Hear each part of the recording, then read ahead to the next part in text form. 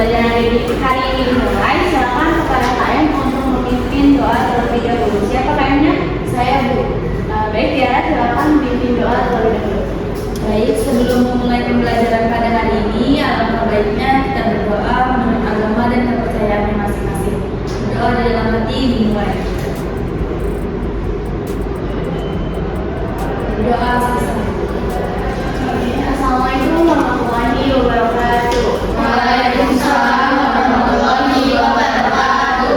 Selamat pagi anak-anak. Selamat pagi, Bu. Bagaimana nih kabarnya hari ini? Alhamdulillah baik. Oke, alhamdulillah. Semoga kita semua selalu dalam keadaan sehat ya. Amin. Baik, Ibu cek kehadiran terlebih dahulu ya. Semuanya hadir? Hadir semua, Bu. Oke. Hadir semua ya.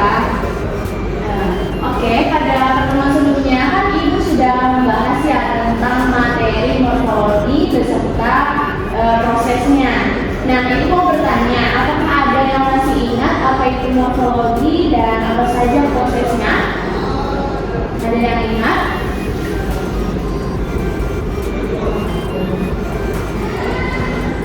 Ada yang ingat tidak? Saya baik, Dinda silakan. Apa itu morfologi dan apa saja prosesnya? Morfologi adalah salah satu kajian linguistik yang mempelajari buku kata. Lalu proses morfologi sendiri terdiri atas 5, yaitu akusasi, identifikasi, komposisi, abreviasi, dan konversi. Ya benar ya, kayak dikatakan oleh Dinda tadi itu kalau morfologi adalah ilmu yang mempelajari bentuk kata dan prosesnya ini terdiri dari 5, yaitu akusasi, verifikasi, komposisi, abreviasi, dan konversi. Nah, hari ini Ibu akan membahas tentang salah satu proses morfologi, yaitu reduplikasi. Nah, sebelumnya ada yang tahu nggak sih reduplikasi itu apa? Ada yang tahu? Belum tahu, Bu. Oke, belum tahu ya. Belum pada tahu. Oke, sepertinya belum ada yang tahu. Jadi jika seperti itu, hari ini kita akan belajar bersama-sama tentang materi reduplikasi, mulai dari pengertiannya, prosesnya, bentuk dasarnya, jenis-jenisnya, serta makna dan fungsinya. Kemudian setelah mempelajari materi hari ini, diharapkan kalian dapat menganalisis proses dan bentuk dasar reduplikasi, lalu mengidentifikasi jenis-jenis reduplikasi, serta menganalisis makna dan fungsi reduplikasi.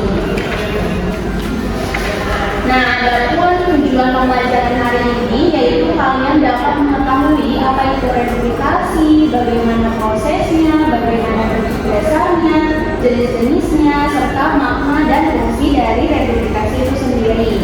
Lalu dengan tujuan yang telah Ibu sebutkan tadi, diharapkan pembelajaran hari ini dapat bermanfaat ya untuk kalian sehingga menjadi orang yang lebih memperhatikan bahasa karena seringkali diabaikan, padahal sering kita gunakan dalam percakapan sehari-hari baik dengan teman, keluarga, sahabat maupun dengan yang lainnya. Baik, untuk tujuan dan manfaat pembelajaran hari ini ada yang ingin ditanyakan terlebih dahulu sebelum Ibu menjelaskan materi? Tidak ada, Bu. Sudah. Oke, baik. Jika tidak ada, Ibu kalian bisa lihat ya poin-poin di depan. Lalu nanti di akhir itu akan ada penugasan pembelajaran ya, penugasan dalam bentuk evaluasi pembelajaran. Jadi evaluasi ini tidak ditentukan sekarang, tetapi dikerjakan saja di rumah. Dan ini termasuk dalam penilaian ya, bisa dipahami? Bisa, Bu. Oke, baik. Baik, sudah terlihat semua ya poin-poin di depan. Silakan buka bukunya dan catat jika memang perlu dicatat. Nah, baik, materi hari ini ada 5 pembahasan ya, reduplikasi. Yang pertama pengertian reduplikasi, yang kedua proses reduplikasi, yang ketiga bentuk dasar reduplikasi, yang keempat jenis reduplikasi, dan yang kelima makna dan fungsi reduplikasi. Baik, kita bahas yang pertama terlebih dahulu. Nah, apa itu reduplikasi? Reduplikasi itu dapat diartikan sebagai proses pengulangan, yaitu hasil dari proses pengulangan disebut tata ulang. Jadi menurut Raman ya, seorang ahli mengatakan proses pengulangan atau reduplifikasi adalah pengulangan satuan gramatik baik seluruhnya maupun sebagian, baik variasi fonem maupun tiga, tahun 1983 di halaman 55. Nah, jadi proses pengulangan atau reduplifikasi ini baik seluruhnya, jadi berubah dari kata dasar itu berubah semuanya gitu. Terus ataupun sebagian, berarti hanya sebagian kata yang berubah perulangannya, maupun variasi fonem, yaitu katanya itu ada salah satu huruf yang bunyinya tuh berbeda seperti itu. Hasil pengulangan tersebut disebut kata ulang, sedangkan satuan yang diulang merupakan bentuk dasar. Seperti itu ya pengertiannya. Lalu selanjutnya ada proses reduplikasi. Nah, apa sih proses reduplikasi? Proses reduplikasi adalah proses pembentukan kata melalui pengulangan bentuk dasarnya. Reduplikasi morfologis dapat terjadi pada bentuk dasar yang berupa akar, berupa bentuk terafiks, dan berupa bentuk komposisi. Jadi, proses reduplikasi itu adalah proses pembentukan kata melalui pengulangan bentuk dasarnya. Contoh, misal buku, itu kan bentuk dasarnya buku dan jika diulang menjadi buku-buku dan sehingga itu termasuk pembentukan kata ya, jadi buku-buku. Nah, bentuk dasarnya itu berupa akar ya, ada kata dasar, lalu berupa bentuk terafiks. Biasanya ada imbuhan.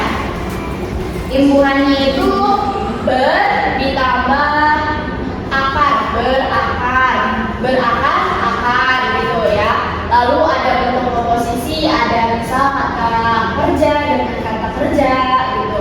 Proses reduplikasinya kata sifat dengan kata sifat seperti itu ya. Nah, ini ada contoh proses reduplikasi. Yang pertama itu reduplikasi pada kata dasar rumah. Prosesnya itu bentuk kata dasar rumah menjadi rumah-rumah.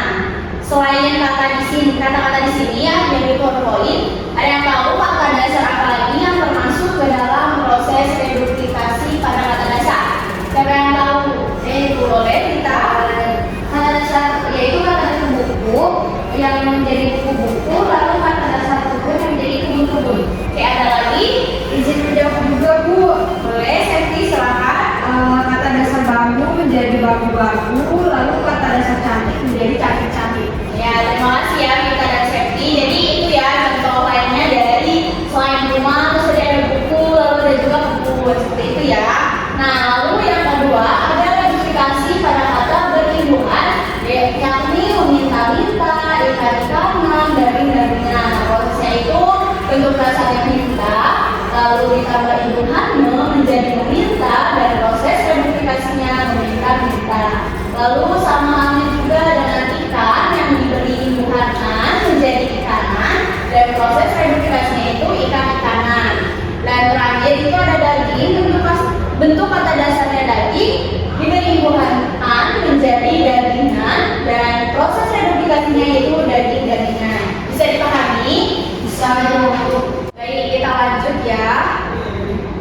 Nah, selanjutnya ada bentuk dasar reduplikasi. Menurut Ramlan tahun 2001 halaman 65 mengatakan bahwa setiap kata memiliki satuan yang diulang, sehingga sebagian kata ulang dengan mudah dapat ditentukan bentuk dasarnya.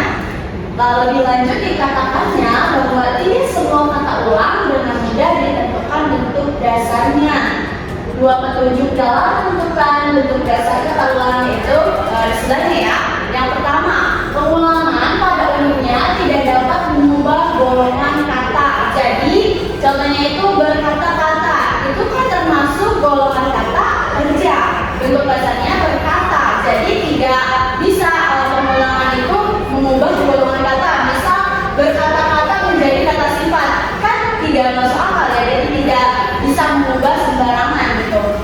Lalu yang kedua, bentuk dasar selalu berupa satuan yang terdapat dalam penggunaan bahasa. Ya, jadi bentuk dasar itu selalu berupa satuan yang terdapat dalam penggunaan bahasa. Misal berdesak-desakan, bentuk dasarnya itu berdesakan, bukan berdesak. Kan seringkali kita salah yang mengartikan bahwa bentuk dasarnya itu berdesak, bukan berdesakan. Tetapi sebenarnya bentuk dasarnya itu berdesakan. Seperti itu, misal mengantarkan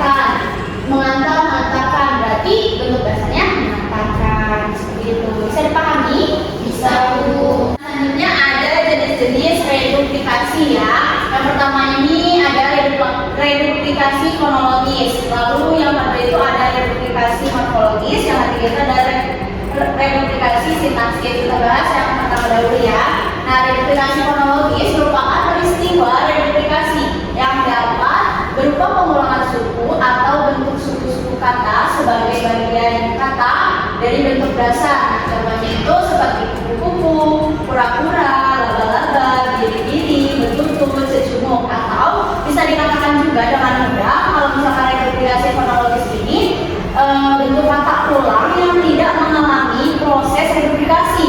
Jadi dalam bahasa Indonesia atau KBBI itu sudah tercantum kupu-kupu, tidak bisa di bentuk dasarnya kupu. Apa itu kupu? Jadi harus kupu-kupu, kura-kura, laba-laba, biri-biri dan sebagainya. Kira-kira ada yang tahu lagi apa contoh dari reduplikasi fonologis? Saya boleh Tiara? Contohnya itu onde-onde. Ya betul. Ada lagi? Yang juga tuh Ya betul. Boleh? Ya betul. Nah itu ya seperti itu. Jadi tidak bisa dikatakan cuma aun, pipi, siapa gitu kan nama orang bisa seperti itu. Dan onde apa gitu harus onde seperti itu ya. Oke, kemudian kita lanjut ke reduplikasi morfologis. Nah, reduplikasi morfologis adalah pengulangan morfem yang menghasilkan kata. Ini menurut Frida Laksana tahun 2008 halaman 208. Nah, menurut beliau dikatakan lebih lanjut bahwa dalam reduplikasi morfemis terjadi perubahan makna gramatikal atas leksem yang diulang sehingga terjadilah satuan yang berstatus kata. Nah, contohnya ini sebagai berikut. Bentuk kata berjalan-jalan diasumsikan bentuk dasarnya menjadi berjalan. Nah, ada 3 proses ya.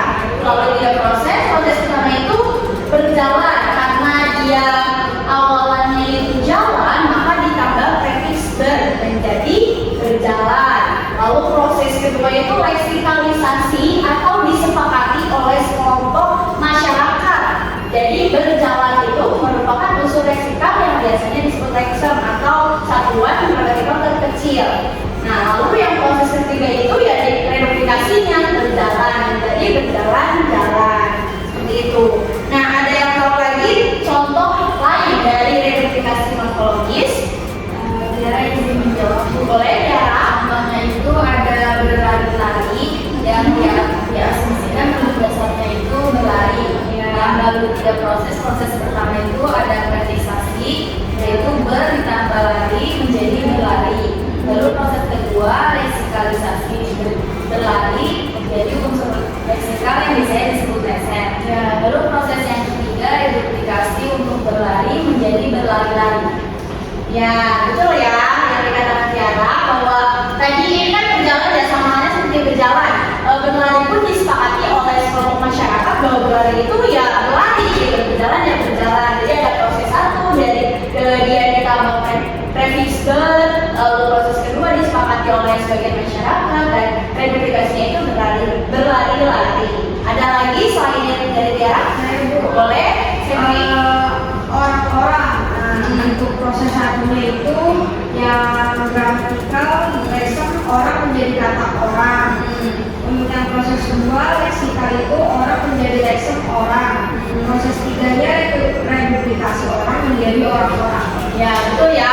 Itu juga sama karena orang-orang itu yang manusia ya. Jadi bentuk itu orang gitu. Lalu disepakati ya kalau misalkan orang itu ya orang gitu, manusia. Gitu. Lalu proses reduplikasinya kalau orang-orang itu banyak ya, banyak orang jadi orang-orang seperti itu. Bisa dipahami? Bisa. Oke, selanjutnya yang terakhir ya, jenis yang terakhir itu ada reduplikasi sintaksis. Nah, reduplikasi sintaksis merupakan bentuk reduplikasi gramatikal yang dasarnya adalah berupa leksem. Ada beberapa yang menyebut morfem dan kemudian hasilnya berupa klausa. Contohnya adalah sebagai berikut. Tua-tua, orang itu masih mampu naik mobil. Nah, bentuknya itu tua-tua dalam konteks tersebut dapat diparafraskan sebagai meskipun tua walaupun tua, sehingga bentuk tempatnya adalah orang itu sudah tua yang merupakan kausa dengan tua sebagai predikat inti. Nah, jadi kalau misalkan reduplikasi sintaksis itu reduplikasinya ada di bagian awal ya, bagian awal atau dia di bagian awal. Jadi nyambung dengan kata selanjutnya seperti itu.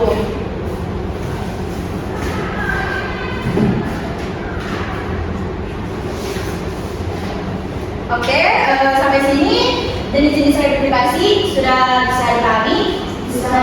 Oke, kita lanjut. Nah, ada juga makna dan fungsi ya. Makna dan fungsi verifikasi di pembahasan terakhir materi verifikasi. Nah, ada 4 ya. Kita bahas satu persatu. Yang pertama itu menurut Badulu tahun 1978 halaman 24 sampai 27 mengatakan bahwa makna dan fungsi verifikasi ini sebagai berikut. Yang pertama, pengulangan kata benda, jadi menyatakan bermacam-macam, contohnya buah-buahan. Lalu yang kedua adalah menyatakan benda menyerupai bentuk dasarnya, yaitu rumah-rumahan, seperti itu. Lalu yang kedua ada pengulangan kata kerja, menyatakan pekerjaan yang dilakukan berulang-ulang atau berkali-kali, contohnya memancar-mancar, melompat-lompat, ya seperti itu.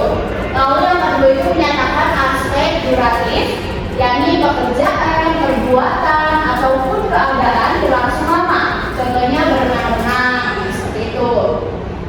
Selanjutnya ada menyatakan bermacam-macam pekerjaan. Tadi bedanya dengan kata benda, jadi dia menyebut buah-buahan itu benda. Kalau ini pekerjaan, ya setelah mengulang gitu. Lalu selanjutnya terakhir menyatakan pekerjaan yang dilakukan oleh dua pihak atau berbalasan, contohnya tembak-menembak, seperti itu. Yang ketiga ada pengulangan kata sifat. Yang pertama ada menyatakan makna lebih atau intensitas, contohnya itu kerjakan baik-baik. Lalu yang ketiga ada menyatakan sampai atau pernah, contohnya itu bosan-bosanan. Lalu yang ketiga pengulangan dengan awalan se dan akhirannya yang menyatakan makna superlatif atau paling, contohnya itu setinggi-tingginya. Lalu yang keempat pengulangan yang menyatakan melemahkan arti kata sifat itu atau makna agak, contohnya itu sakit-sakit. Dan terakhir pengulangan yang seolah-olah menjadi ungkapan dalam bahasa Indonesia, makna pengulangannya itu kurang jelas, contohnya menakut-nakuti. Selanjutnya yang terakhir itu ada pengulangan kata bilangan, yaitu menyatakan yang pertama aman satu demi satu, contoh mereka masuk ruangan satu-satu, misal 2, 2, 3, 3 dan seterusnya. Lalu pengulangan kata satu tambahan akhirannya menyatakan makna hanya satu, contohnya ini anak satu-satunya, dia adalah anak satu-satunya, ini adalah anak satu-satunya, seperti itu. Lalu yang ketiga ada pengulangan dengan kata satu-satu, 3, 3, 4, 4 dan seterusnya, sehingga menyatakan makna sekaligus 2, 3, 4 dan seterusnya. Nah, contohnya ini buah apel ini 5 sebungkus, 3 sebungkus, 6 sebutir, seperti itu. Lalu pengulangan berpuluh-puluh, beratus-ratus, beribu-ribu dan seterusnya, menyatakan makna pelipatan 10, 100, 1000 dan seterusnya. Contohnya itu beribu-ribu atau berjuta-juta. Seperti itu ya. Nah, materi yang Ibu jelaskan sudah selesai. Apakah ada yang ingin bertanya? Saya izin bertanya, silakan boleh ya. Apa sih yang membedakan antara kata ulang dengan bentuk ulang? Oke, baik. Apakah ada yang ingin bertanya lagi? Sudah ada. Baik ya, pertanyaan yang menarik dari Maulida. Jadi gini, kata ulang itu kan adalah kata yang telah mengalami proses verifikasi. Nah, untuk membedakannya dengan bentuk ulang yang bukan kata ulang, ingat saja bahwa kata ulang itu ciri utamanya adalah pasti memiliki kata dasar. Nah, sedangkan bentuk ulang itu ada dalam bisa ngecek gitu ya ke kamus Besar Bahasa Indonesia KBBI.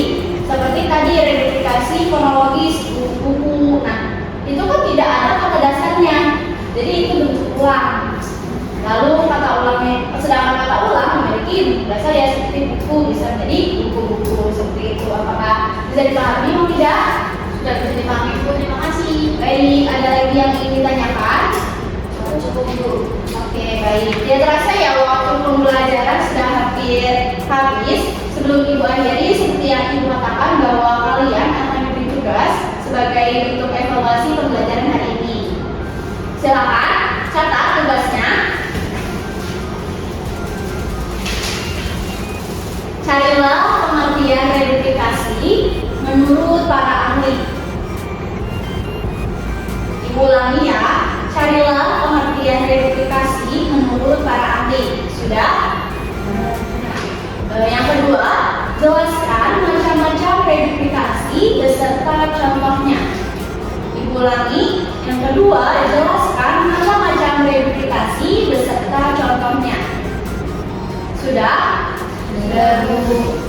dua soal itu saja dan untuk dikerjakan ya. Sebelum diakhiri, siapa yang dapat menyimpulkan materi hari ini? Ya, baik Dinda, silakan. Yang menyimpulkan, jadi kesimpulan dari materi ini bahwa reduplikasi adalah perulangan atau tata ulang yang prosesnya ini dibentuk oleh kata dasar. Selain itu, bentuk dasar reduplikasi tidak mengubah golongan kata serta selalu berupa satuan. Adapun jenis-jenis reduplikasi dibagi menjadi tiga, yaitu reduplikasi fonologis, morfologis, dan juga sintaksis. Dan terakhir, makna dan fungsi reduplikasi yang terbagi menjadi empat, yaitu pengulangan kata benda, kata kerja, kata sifat, dan juga kata bilangan. Baik, tepuk tangan terlebih dahulu sudah menyimpulkan ya. Terima kasih sudah memaparkan kesimpulan materi kali ini. Jadi lengkap ya kesimpulannya, mulai dari awal yang Ibu jelaskan sampai ada pembahasan materi. Oke, kita sudah menyimpulkan materi hari ini. Silakan dirapikan bukunya dan KM membikin doa terlebih dahulu.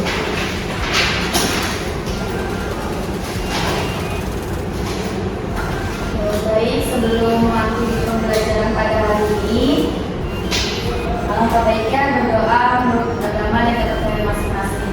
Berdoa dimulai. Berdoa selesai. Baik, terima kasih. Sekian dari Ibu. Mohon maaf apabila ada salah kata dalam penyampaian materi, kurang lebihnya juga mohon maaf. Wabillahi taufiq wal hidayah. Wassalamualaikum warahmatullahi wabarakatuh. Waalaikumsalam.